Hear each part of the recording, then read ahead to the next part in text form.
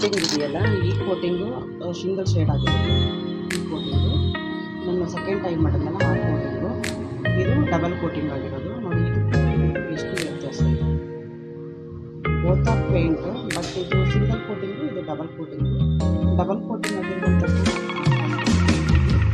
ಇನ್ನೊಂದೇನೆಂದರೆ ಇದನ್ನು ನೀರಲ್ಲಿ ನೆನೆಹಾಕಬೇಕು. ಇದನ್ನು ನೀರಲ್ಲಿ ನೆನೆಹಾಕಬಹುದು.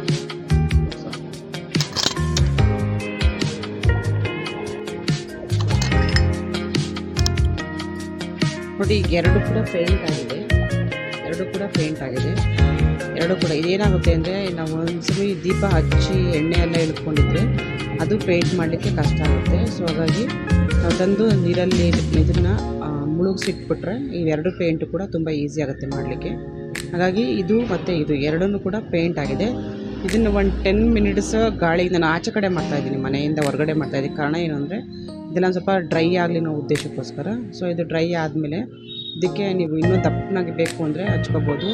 ಕೆಲವರು ತುಂಬ ಜನ ಕಮೆಂಟ್ ಆಗ್ತೀರಾ, ಇದು ದೀಪ ಹಚ್ಚಿದಾಗ ಎಲ್ಲ ಬಿಚ್ಕೊಳಲ್ವ ಅಂತ. ಖಂಡಿತವಾಗ್ಲೂ ಇಲ್ಲ.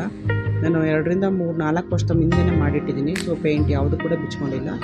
ಇದು ಎರಡು ಕೂಡ ಒಂದು 10 ಮಿನಿಟ್ಸು ಡ್ರೈ ಆಗೋಷ್ಟರಲ್ಲಿ ನಾವು ಈ ಹಲಿಗೆ ತೋರಿಸ್ತೀನಿ ಈಗ.